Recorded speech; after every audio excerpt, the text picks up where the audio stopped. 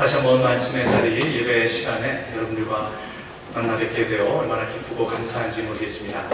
오늘 많고 죄 많은 사람이지만 오늘 이 아침에도 저를 통해 하나님께서 말씀하시기를 기도하는 마음으로 설교를 시작하겠습니다. 이 시대를 살아가는 사람들에게 가장 큰 문제와 위기가 있다면 그것은 우리가 어디로 가는지 확신하지 못한다는 사실일 것입니다. 그래서 우리에게 더욱 간절한 것이 옳은 길로 안내하는, 진리 가운데로 인도하는 길라잡이가 아닐까 생각해 봅니다.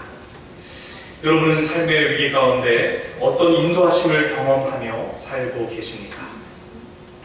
성령 강림 후 첫 번째 주일 예배를 드리는 저와 여러분이 예수님께서 약속하신 진리의 영을 어떻게 받아 살아야 할지 함께 묵상해보는 시간이 되기를 소망합니다. 예수님께서는 지상사역을 감당하시던 중 다가오는 순환을 내다보시며 제자들에게 중요한 약속을 해주십니다.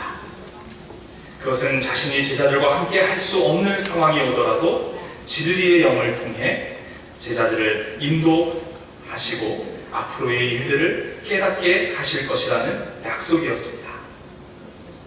그리고 지난 2000년 동안 주님의 제자들은 삶의 위기마다 진리의 영이신 성령님의 인도하심 가운데 자신들의 삶의 자리를 확인하고 새로운 방향을 모색하며 산 본을 보여주었습니다.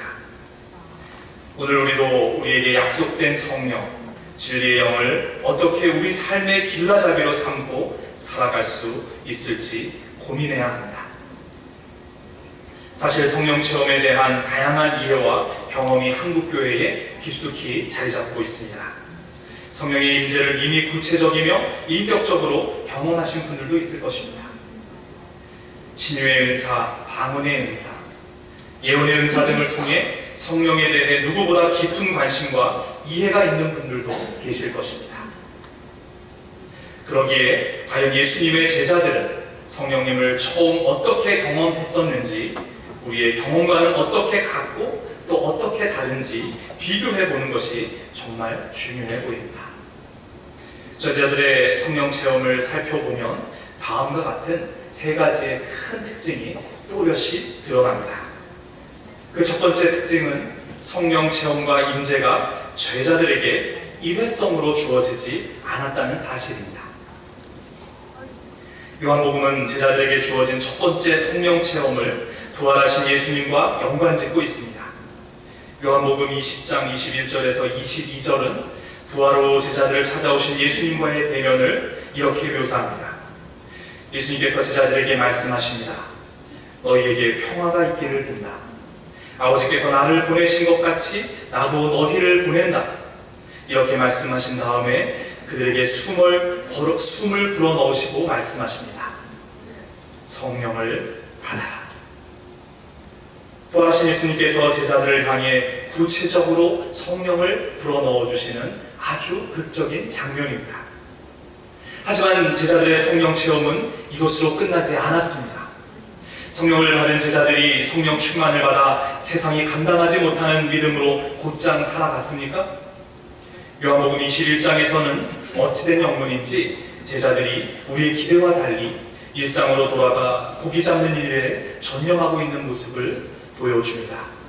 심지어 예수님과의 대화에도 불구하고 쉽게 주님을 알아보지 못하는 제자들의 모습은 우리를 당황하게까지 합니다. 사도행전 2장은 예수님의 죽으심과 부활이 있은 후 50일이 지난 오순절 사건을 전해줍니다. 제자들은 다시 한 곳에 모였고 그곳에서 놀라운 체험을 하게 됩니다. 그때 갑자기 하늘에서 세찬 바람이 부는 듯한 소리가 나더니 그들이 앉아있는 온 집안을 가득 채웠다. 그리고 불길이 솟아오를 때 혓바닥처럼 갈라지는 것 같은 혀들이 그들에게 나타나더니 각 사람 위에 내려 앉았다. 그들은 모두 성령으로 충만하게 되어서 성령이 시키는 대로 각각 방언으로 말하기 시작하였다. 제자들의 성령 체험과 성령 임재가 일회성으로 끝나지 않고 하나님의 계획하신 가운데 필요할 때마다 강력하게 이루어질 수 있는 사건이라는 것을 일깨워 줍니다. 많은 신앙인들이 예수님과의 첫사랑을 향수에 젖어 과거의 체험으로만 나누는 경우를 보게 됩니다. 하지만 그 경험이 일회성으로 단 한 번 강렬하게 불타오르고 사그라든 것이라면 그 경험을 주신 성령님께서는 과연 그 사람에게 지금은 어떤 의미인지 묻지 않을 수 없습니다. 혹시 여러분 중에도 과거의 성령 체험에만 머무른 채 그 체험을 그리워하며 지내고 계신 분은 없습니까? 성령님은 그때 그 한 번으로 경험되고 끝나는 것이 아니라 세찬 바람처럼 솟아오르는 불길처럼 늘 새롭게 경험되어야 하는 분이심을 잊지 말아야 합니다. 요한 웨슬리는 종종 청년들에게 이렇게 권면했다고 합니다. 청년들이여, 내 영혼이 하나님의 불로 항상 불타게 하여라. 항상 불타오르는 성령님의 임재를 저와 여러분도 거듭 경험할 수 있기를 소망합니다. 두 번째 성령의 임재에 관해 우리가 기억해야 하는 것은 성령님은 개인적으로만 경험되는 것이 아니라 공동체적으로 경험된다는 사실입니다. 예수님은 부활하시고 함께 모여있는 제자들을 향해 성령을 받으라라고 말씀하십니다. 제자들 모두를 향하신 주님의 명령이었습니다. 우리의 신앙이 갖는 고유성을 이야기할 때 하나님께서 우리의 신앙을 개인적인 영역으로만 다루지 않으신다는 것을 강조할 필요가 있습니다. 우리는 하나님 앞에 선 단독자로서 개인이 갖는 중요성을 강조하지만 동시에 그런 개인들이 모인 공동체의 중요성도 충분히 강조해야만 합니다. 요한복음 22장과 사도행전 2장의 사건이 보이는 공통점은 성령님께서 제자들이 함께 있는 공동체 가운데 임재하셨고 제자들이 성령의 임재를 함께 경험했다는 것입니다. 성령 체험을 지극히 개인적인 경험으로만 규정해서는 안 됩니다. 한국교회의 성령이해가 왜곡되어 있다면 바로 이 점을 관가하였기 때문입니다. 우리는 골방에서 하나님 앞에 죄인일 수밖에 없는 나 자신을 쏟아내며 가슴 아파해야 합니다. 하지만 동시에 믿음의 공동체 가운데 동역자들과 함께 경험해야 하는 성령님의 임재를 갈망해야 합니다. 예수님의 순환과 죽으심을 경험하며 당황했고 유대 사람들의 위협이 두려워 어찌 살아야 할지 몰랐던 제자들이 함께 모이기 시작했습니다.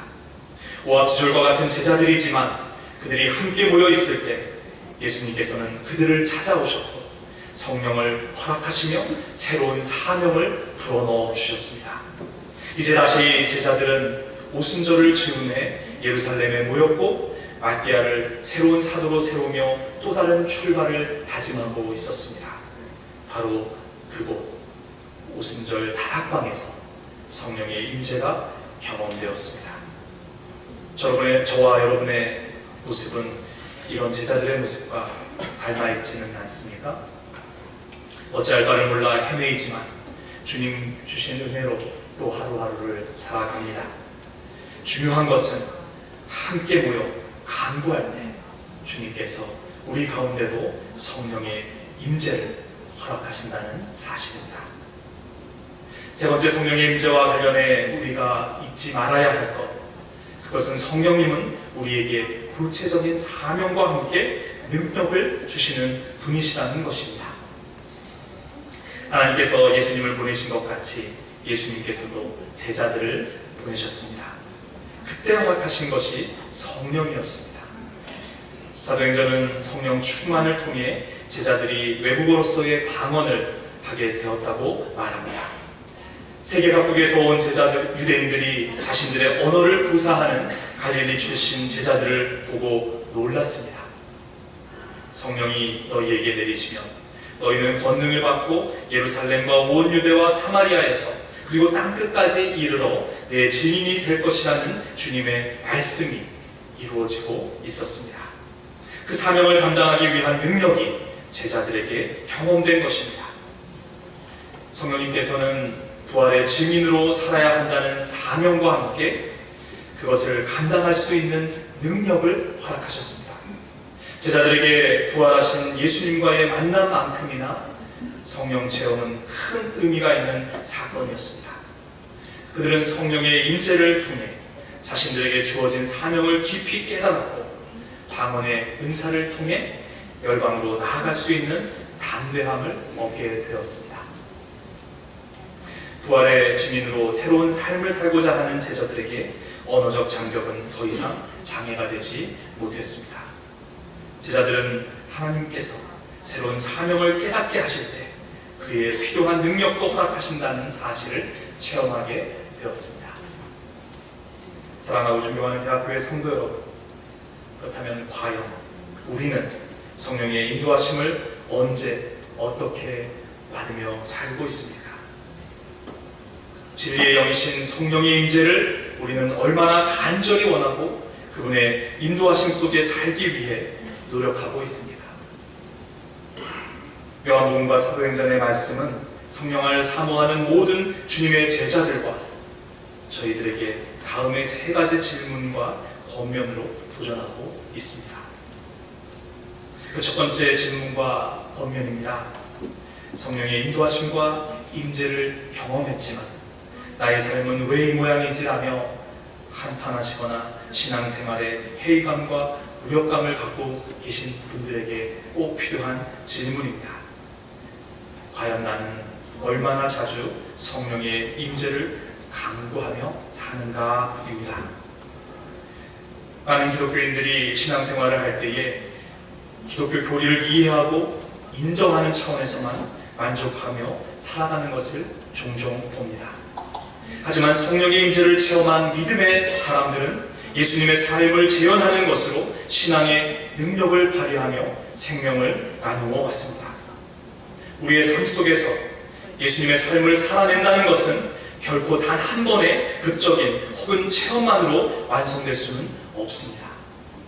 부활하신 예수님을 만나고 그분께서 부어주신 성령을 받았던 제자들도 믿음의 삶을 단번에 살아내지는 못했습니다. 그들의 삶의 여정 가운데 지속적인 성령의 임재와 인도하심을 간구하는 기도가 이어졌습니다. 우리는 결코 우리의 모습에 만족해서도 안 됩니다. 하지만 실망하여 포기해서는 더더욱 안 됩니다. 여전히 성령님의 임재와 인도하심을 구하며 우리에게 주어진 길을 더디더라도 함께 걸어가는데 우리의 힘을 모아야 합니다.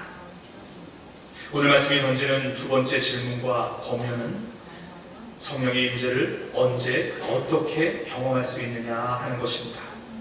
성경은 성령의 임재를 개인이 독방에서 금식하며 경험할 수 있는 것이라고만 가르치지 않습니다. 성령님은 믿음의 형제 자매들이 함께 모여 있을 때 경험될 수 있는 분이십니다.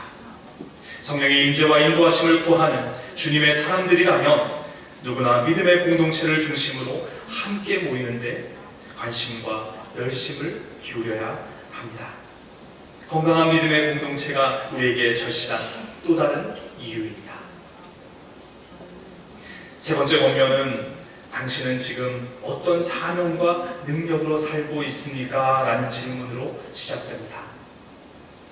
여러분은 어떤 사명과 능력으로 살고 계십니까? 여러분의 삶의 목적과 방향이 분명하다면 성령의 인도하심에 감사할 수 있기를 바랍니다.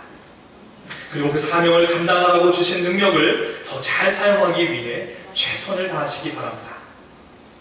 하지만 혹여 삶의 목적과 방향을 잃으셨고 또 나아가 나에게 어떤 능력이 주어졌는지 확신이 서지 않는 분이 있으시다면 바로 지금 성령님의 임재를 간절히 구하셔야 하는 때입니다. 제자들이 체험했던 바람과 불과 같이 임하시는 성령을 간절히 원해야 하는 때가 바로 지금인 것입니다.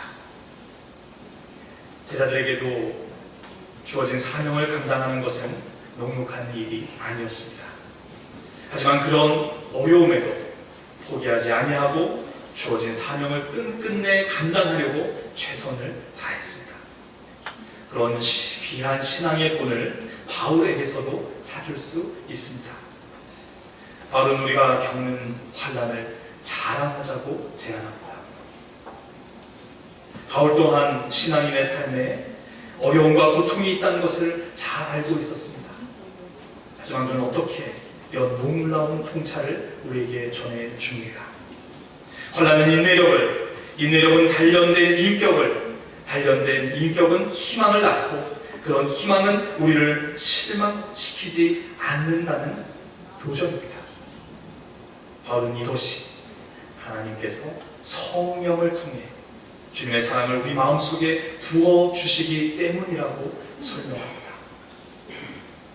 지금 우리가 사명을 감당하기 위해 겪는 환난은 축복이고 기쁨일 수 있습니다. 여전히 조건은 성령 충만, 성령의 임재 여부입니다. 이 시대를 살아가는 신앙인들의 문제는 무엇입니까? 그것은 기독교 교리는 잘 알고 교회를 중심으로 하는 종교 생활에는 익숙하지만 정작 성령님의 임재와 그분의 인도하심에는 큰 관심을 기울이지 않는다는 데 있는 것 아닙니까? 신비로운 체험과 은사에는 관심 갖지만 성령의 임재가 왜 필요한지에 대해서는 깊이 고민하지 않는 우리의 무관심이 문제입니다. 예수님께서는 성령의 임재를 통해 제자를 파송하시는 데 관심이 있으셨습니다. 예수님께서는 성령 충만을 통해 또 다른 삶의 장으로 우리를 보내시는 데 관심이 있으십니다. 오순절 다락방의 역사는 성령 체험을 통해 열방으로 제자들을 파송하기 위함이셨다는 것을 잊지 말아야 합니다. 이 시대 또한 강력한 부활의 증인이 필요하고 주님은 파송할 사람을 찾고 계십니다. 이제 바라기는 저와 여러분이 이 시대를 향해 성령 충만을 입어 주님께 파송받기를 원합니다. 우리의 모임이 늘 이러한 파송을 꿈꾸는 모임, 그런 예배가 되기를 간절히 소망합니다. 우리의 예배가 이 소망으로 가득 찰 때 루스 채플은 매주 오순절의 다락방으로 변모할 것입니다. 믿음의 여정을 함께하고 계신 귀한 대학교의 성도 여러분, 우리가 성령의 임재를 이곳에서 함께 간절히 사모하기를 원합니다. 비록 믿음의 여정이 쉽지 않고 힘들다고 느껴질 때가 있지만 우리 좌절하거나 낙심하지 맙시다. 성령의 임재를 통해 우리의 환난이 희망이 되고 우리의 자랑이 될 줄로 믿습니다. 성령의 임재를 통해 우리의 삶의 방향과 목적이 더욱 선명해질 줄로 믿습니다. 성령의 임재가 오늘도 내일도 주님 오시는 그날까지 우리 공동체 가운데 함께 하시길 주님의 이름으로 축원드립니다. 함께 목사님을 드리겠습니다.